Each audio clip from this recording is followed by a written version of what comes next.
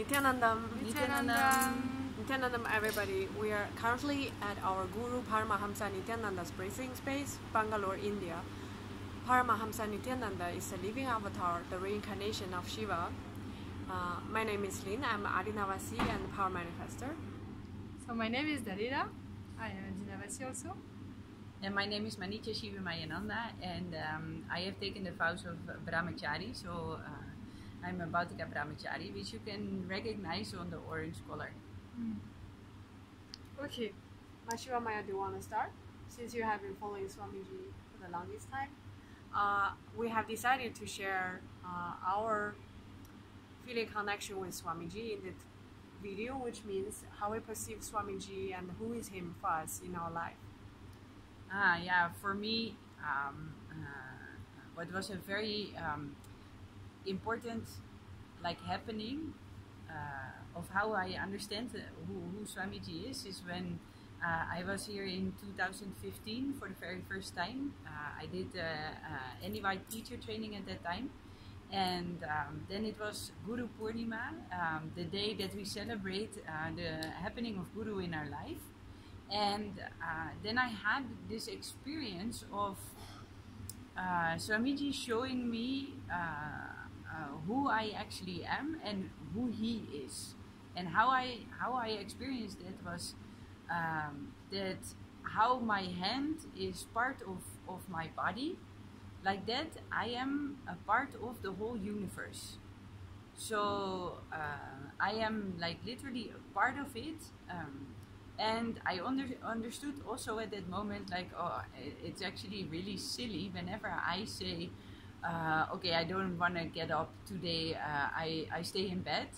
Then, just like how it would be really silly when I want to pick up a cup of tea and my hand is suddenly saying, no, I'm lazy today, I stay in bed. It is just not being in integrity with who you are yourself. And how in that moment also I saw who Swamiji is. He is literally the door for us to the universe. The universe is for us a big unknown, and how I can welcome you in my home and show you around. Here is the space where I'm eating, here's the space where I'm sleeping. I know these places, so I can show you around. And like that, Swamiji knows the whole universe and is able to make us experience that universe and show us and explain to us what all that unknown is and how to relate with it. Also in that moment I felt a deep experience of so much of bliss.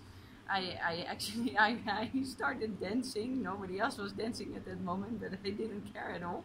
I was just so happy. I felt that was the only way at that moment I could express it, so that was how I expressed it. And yeah, I think that is when you come back to who you truly are, then automatically that bliss is there. It's coming from nowhere. There's no reason. It's just there to celebrate that we are here. Thank you, Shiva Maya, for your sharing. I had many mystical experiences with Swamiji. Many. I think I cannot count it on my two hands. Maybe yes. No. Chinese, we have a system for bigger numbers with both hands. What is it? This is 8. This is 9. I think so. 90. Okay. I like 99. Okay. So I can. If you're Chinese, you would be probably able to count. Yeah. So I experienced many times his omnipresence. For example, I had some specific trouble in my life, and he showed me that he was aware of what I was living. For example, we had a meeting with Swamiji, and 1 hour before, I was so depressed. I was thinking, anyway, I had so many troubles, and I was even thinking of maybe come back to France. And when I arrived, he stared at me like, I know what you are thinking, and just don't do that. It was so obvious, really so obvious. And What I can share also is I was doing a program with him in September 2017, and I had a oneness experience. We had been initiated the day before by Swamiji, and during the night I had Aushada on my forehead, and during the night I had some strange experiences, like mystical experiences like we can have with Swamiji. And when I woke up during the morning, I remember that there were like a Muslim area, the mosque. How do you call that in English? Mosque? Oh, okay. Mosque. Mosque. And someone was chanting very early in the morning, and then I felt that I was everything. Swamiji made me experience that I was everything, exactly the oneness experience, and I felt that I was also this man chanting in the mic, and I was everything, and it lasted like maybe for 10 minutes. I had this experience. It was very powerful. So yes, it's all related to Swamiji. And also I would like to share during the darshan. During the darshan, the energy darshan, when we go individually in front of him, the space is completely changed. And even when we are in his physical presence, everything is changed. The time is changing. It's like not the time is not. Sometimes we feel that time has disappeared. There is no time, and everything is changing. It's like there is just the you and him. And during the energy darshan, even his physical appearance is changing. He looks like bigger.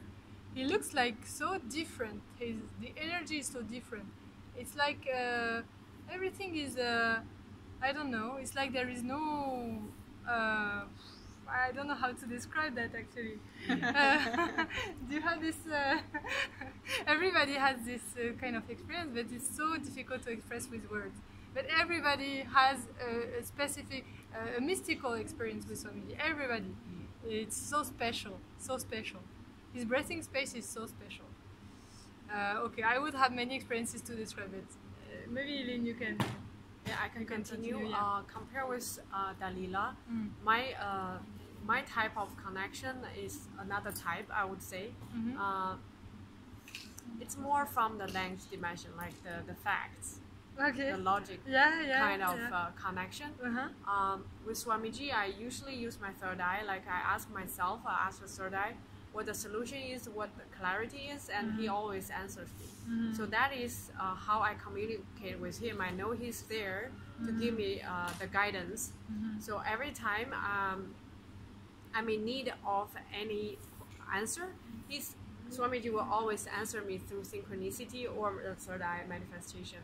So for me, he's guiding me through, like, it's very logical for me. Like if because I have a question, very cerebral. You're a very cerebral person. That, of course, he communicates with everybody in a way that makes sense for us. Yes. So for me, he's always answering my questions. Not like it has been like that, like a question and answer kind of relationship. Until for some days ago, I had this very strong feeling connection. First time it happened, when I was doing a scanning for a person, that lady was asking me the past life connection she had with Swamiji, and I literally felt Swamiji manifesting through me. I felt the energy, and at that time I was vibrating so much.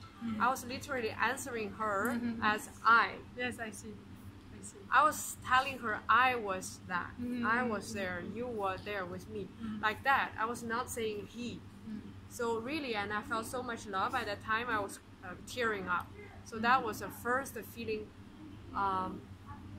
kind of connection with my guru. And after that, the evening, we had a darshan, and I stared at Swamiji. At that time, I just felt the intense love.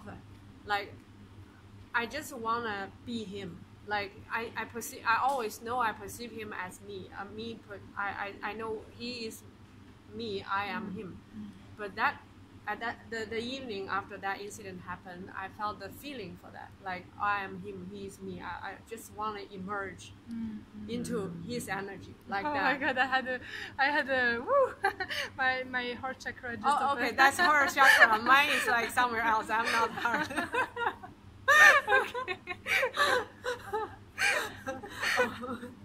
Okay, so yeah, no, it's very interesting. Very interesting. I had a So lot of everybody, experiences yeah, like that. everybody perceives Swamiji in a different way. Like usually, we would perceive him as our father.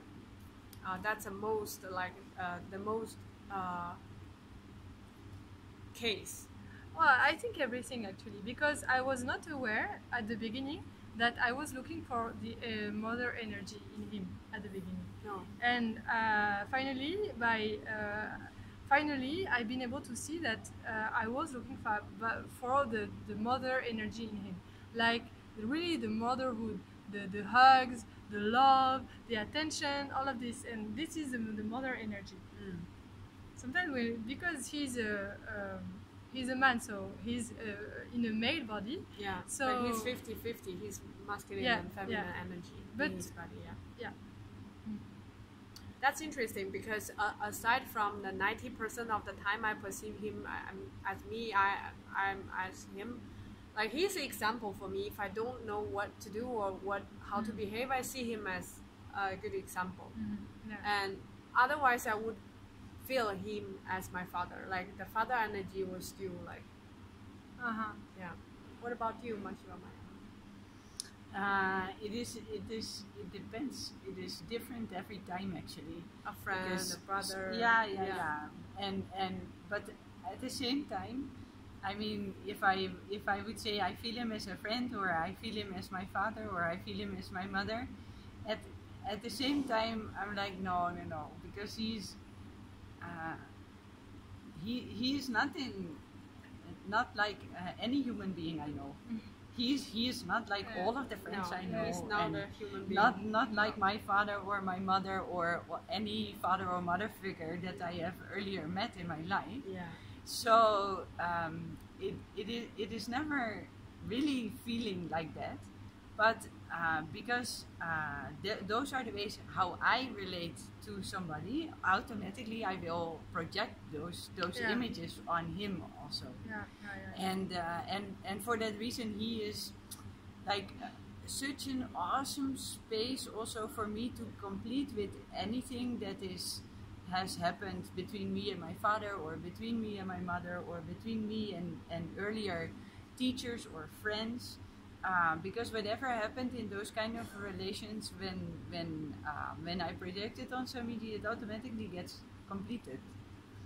Oh. Because he is not holding those kind of, he's never holding any judgment, Yeah, or no. he's never like incomplete with me. It doesn't No, happen. exist. No. So it always sooner or later such a projection resolves into completion. And so I feel also like through my relationship with him, all of my other relationships, whatever hurted me before or has happened as inconditions in me, that all beautifully gets healed through that relationship with Swamiji, and it becomes also stronger and stronger and stronger, because in the beginning I didn't know anything about actually Sanatana Hindu Dharma, or I didn't understand also who Swamiji was and what an avatar is and what an incarnation actually is. So I just had that wonderful experience through the programs that I did with him that brought me so much in my life. And yeah, I feel it's a whole journey that can take like at least a lifetime, if not beyond, to understand more and more and more who he actually is. Yeah. Because I'm most of the time I'm just like, what?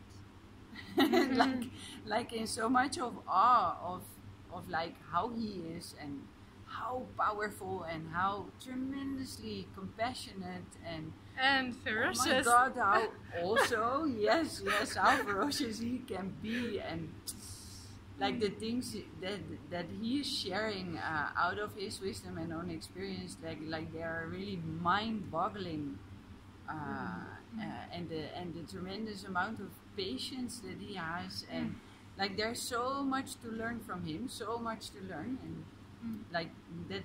In that sense, I don't think there's another one in the planet that is like him. No, that's true. No. So basically, why we want to shoot this video, we want to just share the reason why we choose this lifestyle. It's not like we drop all the love and we go into a cave and we do meditation. That's how the lifestyle here is. But no, that's not why we are here. We are experiencing tremendously huge amount of love staying here. The feeling connection with our guru and how he's giving us unconditional love. Aside from that, he's giving us guidance and all to fulfill our desires for enlightenment, for our individual enlightenment and everything. So it's a very rich kind of life we live here. The guru-disciple relationship is not as dry as people can from outside world perceive. So for anyone that has any question like why we can survive this lifestyle, it's not a survival. It's so much. Not at all. No, it's the opposite actually. We don't experience this kind of huge amount of love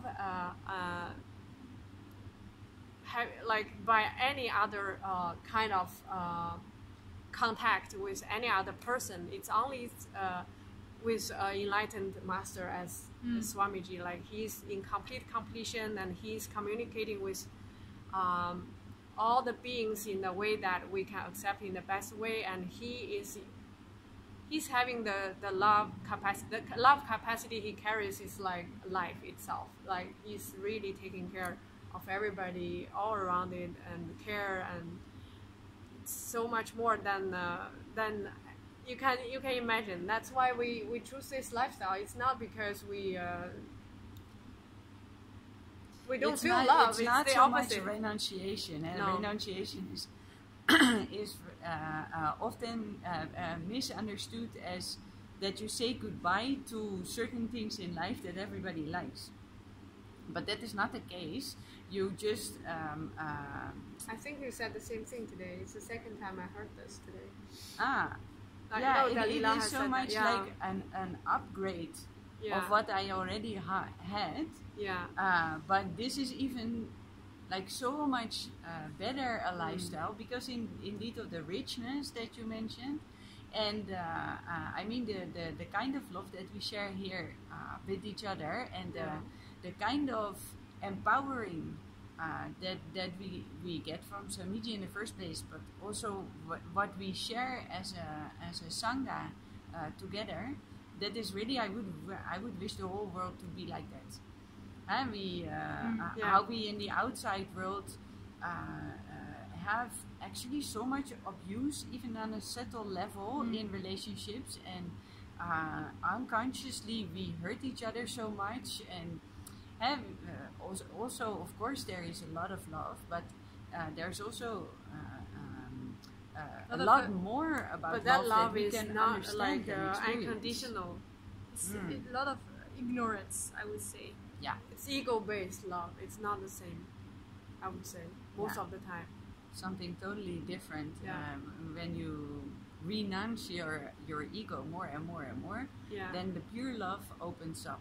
Yeah. And that is not connected to what you get out of a relationship, but only it's only about giving.